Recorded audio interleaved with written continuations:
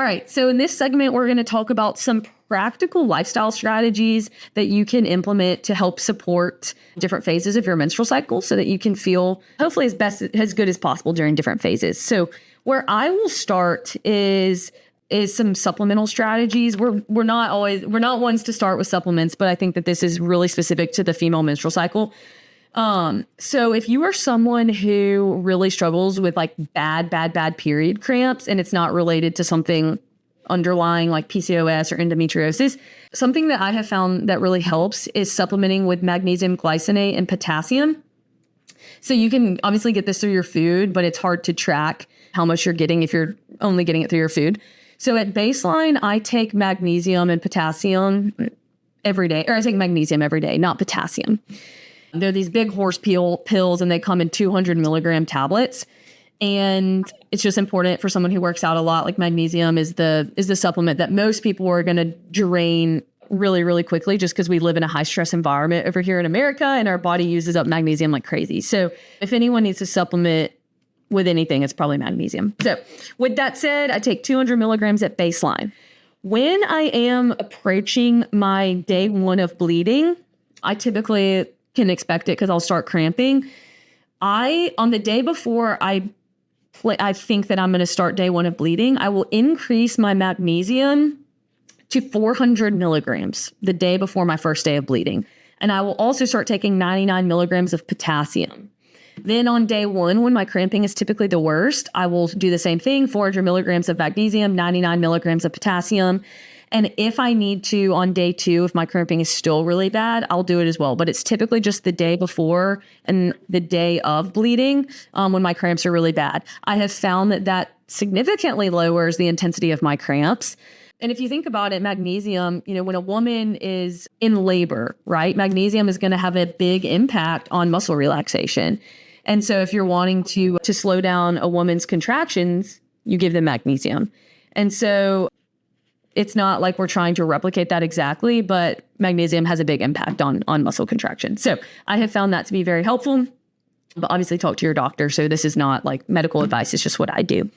And then one other thing I'll speak to as far as lifestyle considerations is the impact that my sleep takes when I am in that day 1, day 2 of my cycle.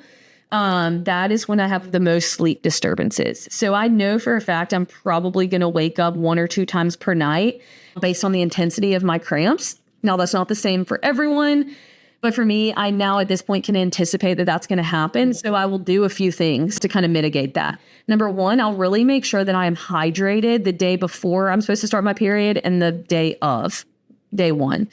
Biggest reason is you are losing a lot of fluid volume, right? And so that is volume. Blood is volume. And so if you're dehydrated, it's just going to make things worse. You're pulling from a deficit. So I will almost like overhydrate the day before and the day of. And that has really helped also with my cramps and my sleeping through the night. And then the second thing is I'll limit my caffeine intake. I already don't drink a ton of caffeine, but if I know, hey, I'm probably not going to get the best sleep tonight because I'm about to start my period, instead of drinking 2 cups of coffee, I'll probably lower it to 1 and I'll cut off coffee consumption earlier than normal. So if my cutoff is typically 12 around noon, then I'll try to stop drinking coffee around 10 just to set myself up for success in going to sleep that night and getting the highest quality possible. Yeah. And when you were talking about magnesium, I heard this a while back, but there's pathways where cortisol, magnesium, and progesterone are all intertwined. And so typically when you have severe symptoms, whether it's cramping or like a headache or things like that, it's because progesterone is a little bit too low. And so magnesium, and that plays into cortisol. When cortisol levels are elevated, that stress hormone, progesterone tends to take a hit. So progesterone will decrease. Magnesium, like you were saying, tends to block the cortisol receptor. So it decreases cortisol. So magnesium kind of is like I love magnesium just as a supplement to take on a daily basis, but it really is something that does work wonders for people suffering with cramping and negative symptoms of a period. So it helps definitely. You what? And it helps with sleep as well. Yes. Yeah. So for me, my biggest recommendation is a lot of times during the second half of the cycle, the luteal phase, and then even going into the first, like day 1, day 2, day 3, when you're bleeding, appetite may be increased. So during that phase, I think it's really important to increase food consumption, not drastically. We're talking like 200 to 300 calories. So that's like a snack size portion, because you have to think about what's going on. Like our body is literally expending energy trying to remove the lining so we can bleed. So it's requiring energy for that process to happen.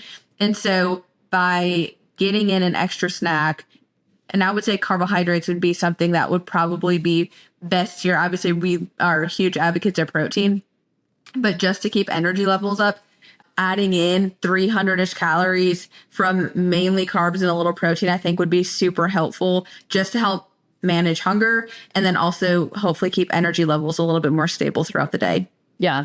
And this could be heavily debated, but dietary fat is so important for hormonal health. And I think that's the macro that kind of gets overlooked in the midst of like protein and carbs. But especially for a female, number one, getting a high quality of dietary fat, they're the building blocks for progesterone and estrogen. And so you could be having worse symptoms of your period if you're not getting adequate high quality sources of fat. So specifically like plant-based sources, right? Obviously your fish is great, or like your fatty fish like salmon, but getting like high quality olive oil, nuts in your diet, seeds, avocados, things like that can really help support healthy hormones and then hopefully not as bad symptoms of your period. And then also not to be neglected, fat soluble vitamins are really important, which are K, A, D, and E. So if you're consuming all of the great fats that you need, but you're not getting enough of the vitamins that are going to help you absorb that, K, A, D, and E again, then it's kind of like you're missing out on a lot there. So vitamin D, E, like one big way, just go spend time in the sun. So maybe you're feeling really crappy, you're cramping a lot. Go for a walk outside in the sun. Make sure you're eating a lot of high quality plant-based fat sources, leafy greens, all of that, so that you can set yourself up for success hormonally. Yeah, I was going to say, I think people really underestimate what like a walk outside or just being outside can do.